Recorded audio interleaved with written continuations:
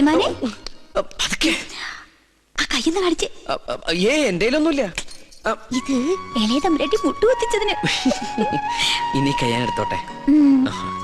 ശാപം.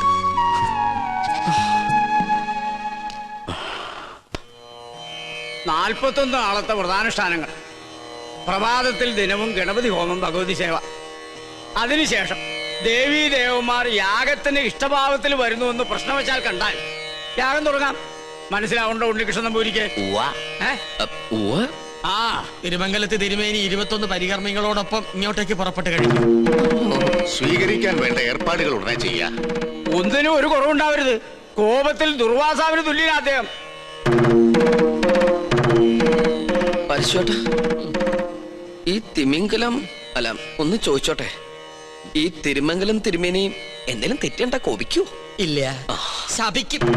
ആ ശാപം 7 തലമുറ നിലനിൽക്കും. മോക്ഷം കിട്ടില്ല. അതുകൊണ്ട് ഇപ്പൊ തന്നെ സ്ഥലം വിട്ടോളൂ.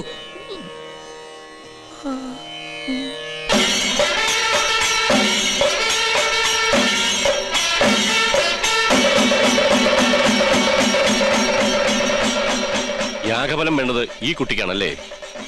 അതെ.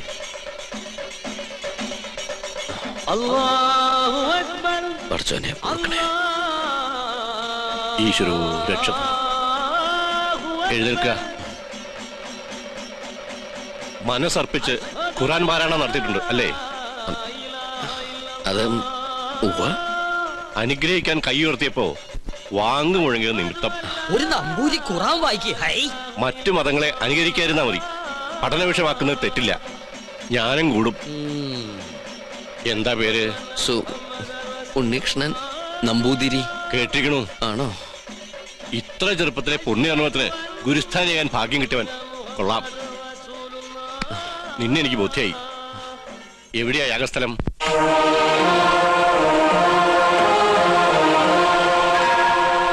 അന്തരീക്ഷം തൃപ്തികരം. എങ്കിൽ ഉണ്ണികൃഷ്ണൻ ഗണപതി ഹോമം തുടങ്ങട്ടെ. അറിഞ്ഞിട്ട് വേണ്ടേ ഹോമം തുടങ്ങാൻ? ഏയ്, ഗണപതി ഹോമം അറിയാൻ നമ്പൂരിമാർ ബ്രാഹ്മണ കുലത്തിൽ ഉണ്ടാവില്ല. വിട്ടി അങ്ങോട്ട് നീങ്ങിയേക്കൂ. തുടങ്ങാ. എനിക്കതിന് കഴിയില്ല. ഇപ്പൊ എങ്ങനെ? 101 യാഗങ്ങള് പൂർണ്ണതയിൽ അനശ്വരമാക്കിയ തിരുമംഗലത്ത് നമ്പൂതിരിയുടെ സാന്നിധ്യത്തിൽ ഒരു യാഗത്തിന് തിരികൊളുത്താൻ മാത്രം അഹങ്കാരിയല്ല ഞാൻ. ജ്യോത്സ്യ പ്രവചനത്തിന് വിഘ്നം വരുത്താതെ ഞാൻ അങ്ങയുടെ സമീപത്തിരുന്നോളാം. അങ്ങ് തന്നെ കർത്തവ്യത്തിന് തുടക്കം കുറിക്കണം. എന്നെ അനുഗ്രഹിക്കണം.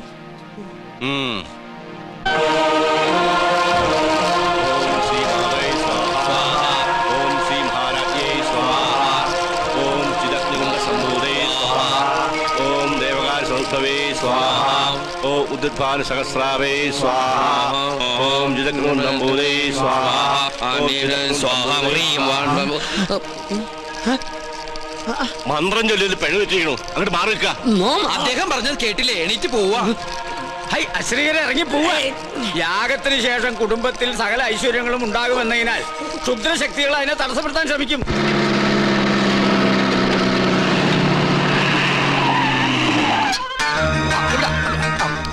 മൂസാക്കുട്ടി, ആറ്റുമ്പോൾ അവിടെ കൊണ്ട് മേയാൻ വിട്. അത് നോക്ക്.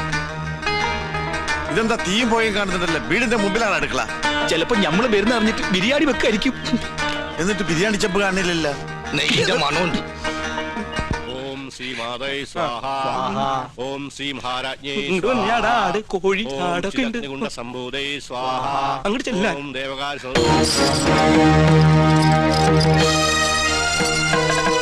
അവിടെ കുറ്റിയടിക്കേ. ഇത് തേക്കാണ്. എന്തായി കാണിക്കണേ? മാറിക്ക്. അന്യജാതിക്കാരി കൊട്ടാരം കാലുകുത്താൻ പാടില്ല. ഇവിടെ ഒരു പുണ്യകർമ്മം നടന്നുകൊണ്ടിരിക്കുക. കോടതി വിധി പ്രകാരം ഞങ്ങളുടെ മാളത്താത്ത കിട്ടിയ സ്ഥലത്ത് കാലുകുത്താൻ ആരുടെ സമ്മതം ആവശ്യമില്ല. അളന്ന് തിരിക്കാനായിട്ടാണ് ഞങ്ങൾ വന്നത്. അളന്ന് മുറിക്കലും കുടിയേറലും ഒക്കെ യാഗം കഴിഞ്ഞിട്ട് മതി, അല്ലാതെ സമ്മതിക്കില്ല. കോടതി ഉത്തരവാണ്. വെറുതെ തടസ്സം നിന്ന് അകത്ത് പോകണ്ട. ഈ അളക്കടാ. ഇവരെ പിടിച്ച് പുറത്താക്കടാ. വേണ്ട ശ്രീകണ്ഠ, അവര് വിധി നടപ്പാക്കിക്കോട്ടെ. വരിക. നടന്നോ. ബിരിയാണി റെഡിയായി നോക്കാം.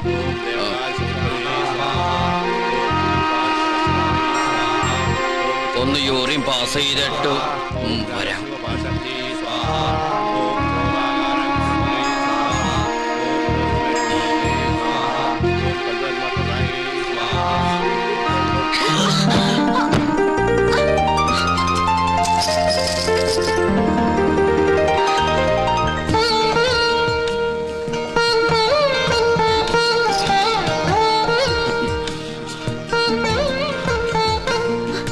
Thank you.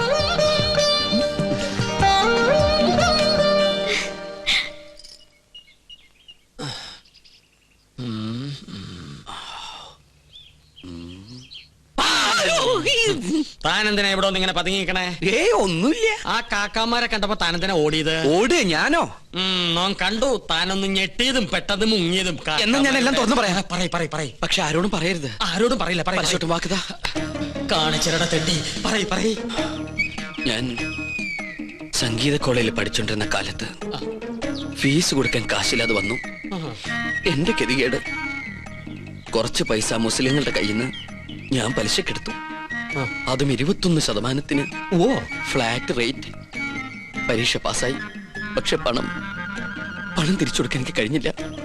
ഇപ്പൊ അവരെന്നെ നേരി കണ്ട കുന്നുകളയും. അങ്ങനെയാണോ? ഇത് തോം ഇപ്പൊ തന്നെ അവരോട് പറഞ്ഞു നിന്നെ ശരിയാക്കി തരാടാ തെണ്ടി. പേടിക്കണ്ട, നോമുണ്ട് കൂടെ.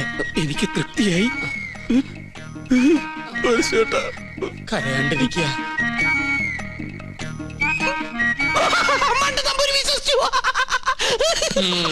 നിന്റെ അപ്പൻ വിശ്വസിച്ചു.